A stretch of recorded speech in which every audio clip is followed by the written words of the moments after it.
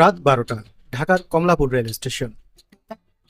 এত রাতেও যাত্রীদের আনাগোনায় সরগরম প্ল্যাটফর্ম।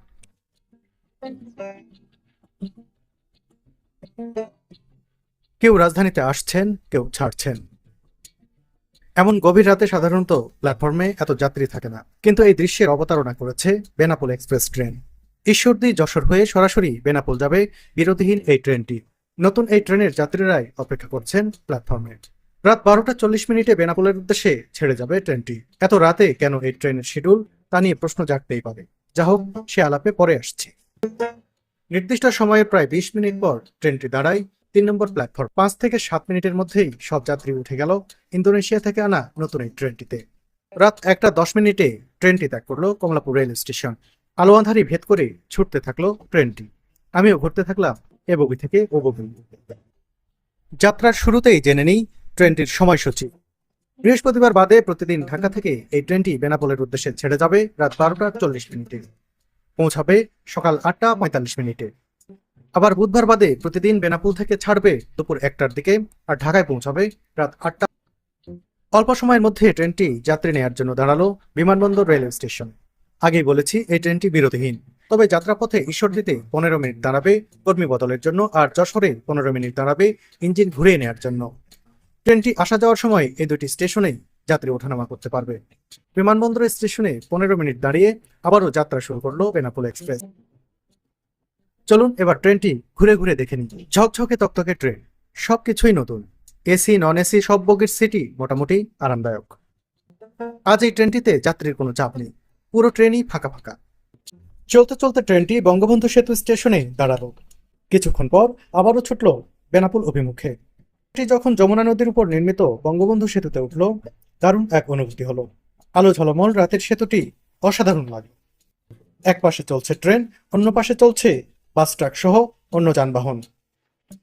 চলন্ত ট্রেনে এসি চেয়ার বগিতে চলছে টিকিট চেকিং। গভীর রাতে আমি যখন এসি বার্থে পৌঁছে গেলাম, তখন এখানকার অধিকাংশ যাত্রী ঘুমিয়ে পড়েছেন, তাই ভিতরটা দেখানো সম্ভব হলো না। এই ট্রেনে রয়েছে বিমানের মতো বায়ো টয়লেট সিস্টেম। এর ফলে চলন্ত ট্রেন থেকে মনুষ্যবর্জ্যে রেল লাইন নোংরা হবে না। অজুখানার পাশাপাশি নামাজ আদায়ের জন্য ট্রেনে রয়েছে পরিপাটি কক্ষ। ফ্রেশ হওয়ার জন্য প্রায় প্রতিটি বগিতেই রয়েছে এমন সুন্দর বেসিন, আর খাবার সরবরাহের জন্য কোচ রয়েছে একটি। এই ট্রেনের পাওয়ার কারটিও একেবারেই নতুন। এখান থেকেই গোটা ট্রেনে সরবরাহ করা হয় বিদ্যুৎ। প্রতিটি কোচে রয়েছে ফ্যান ও পর্যাপ্ত লাইট, রয়েছে মোবাইল চার্জ দেওয়ার সুব্যবস্থা। ট্রেনটি যখন পাবনার চাটমোহর রেল স্টেশনের কাছাকাছি, তখন রাতের অন্ধকার কেটে ধীরে ধীরে ভোরের আলো ফোটার এই মোহনীয় দৃশ্য আমার ক্যামেরায় ধরা পড়ে। এবার জেনে নেই ট্রেনের আসন ও ভাড়া সম্পর্কে। বেনাপোল এক্সপ্রেস ট্রেনে 12টি কোচে আসন রয়েছে 896টি। এই ট্রেনের শোভন শ্রেণীর টিকিটের মূল্য 534 টাকা, এসি চেয়ার 1025 টাকা, আর এসি বার্থের ভাড়া 1892 টাকা। এসি কেবিনের প্রতিটি আসনের ভাড়া গুনতে হবে 1228 টাকা। বেনাপোল থেকে ঢাকায় আসার সময় এসি বার্থ রূপান্তরিত হবে এসি কেবিনে।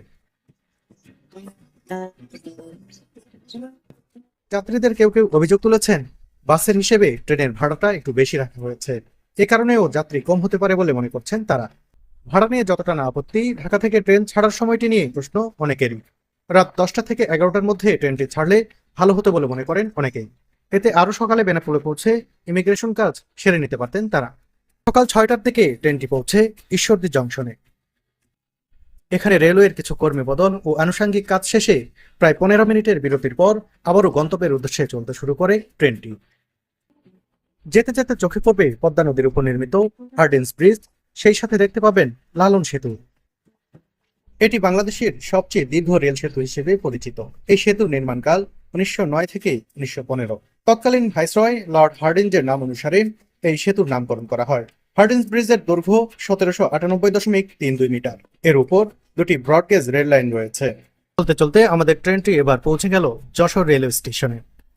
যশোর বাংলাদেশের দক্ষিণ পশ্চিমাঞ্চলের খুলনা বিভাগের একটি প্রশাসনিক ও রাজনৈতিক গুরুত্বপূর্ণ অঞ্চল। এর আগে ব্রিটিশ আমলে খুলনা ছিল যশোর জেলার অন্তর্ভুক্ত একটি মহকুমা। যশোর থেকে ইঞ্জিন ঘুরিয়ে নেওয়া হয় বেনাপোলের দিকে। কিছুক্ষণ পর চলতে শুরু করে ট্রেন। পথে চলতে সারি সারি খেজুর গাছ চোখে পড়বে। দেশের বৃহত্তর স্থলবন্দর বেনাপোল চেকপোস্ট দিয়ে প্রতিদিন ভারত ও বাংলাদেশে 7 থেকে 8 হাজার মানুষ যাওয়া আসা করে। ঢাকা থেকে বেনাপোল আসা যাওয়ার জন্য সরাসরি কোনো ট্রেন সেবা চালু নেই। এই রুটে একমাত্র সড়ক পথে বাসের উপর নির্ভর করে যাত্রীদের চলাচল করতে হতো। বাসের টিকিট নেওয়ার সময় ভারত থেকে আসা যাত্রীদের ভারী ব্যাগ নিয়ে বিড়ম্বনা করতে হতো। এই ট্রেনটি চালু হয় সেই সমস্যার অনেকাংশেই নিরসন হলো। যশোর থেকে যাত্রার প্রায় ঘণ্টাখানিক পর সকাল 9:30টার দিকে অবশেষে বেনাপোল রেলওয়ে স্টেশনে পৌঁছালো ট্রেনটি। ঢাকা থেকে বেনাপোল পৌঁছাতে মোট সময় লাগলো প্রায় 8.5 ঘন্টা। সব মিলিয়ে যাত্রাটি ছিল নিরিবিলি ও অসাধারণ। একেবারে দ্রুতগতির ট্রেন বলতে যা বুঝি সেটি না হলেও বেনাপোল এক্সপ্রেস ট্রেনের গতি ছিল মোটামুটি ভালো। বেনাপোল রেলওয়ে স্টেশন থেকে চেকপোস্টে যেতে সময় লাগে 10 থেকে 12 মিনিট। ব্যাটারি চালিত অটোরিকশায় রওনা দিলাম চেকপোস্টের দিকে। প্রতি জনের ভাড়া 10 টাকা, তবে 50 টাকায় অটোরিকশাটি রিজার্ভ নেওয়া যায়। অটোরিকশাটি আমাকে নামিয়ে দিল একেবারে বন্দরের প্রাণকেন্দ্রে চেকপোস্টের সামনেই। তবে বেনাপোল বন্দরে এসে ইমিগ্রেশন প্রক্রিয়া সম্পন্ন করে সহজেই যেতে পারেন ভারতে।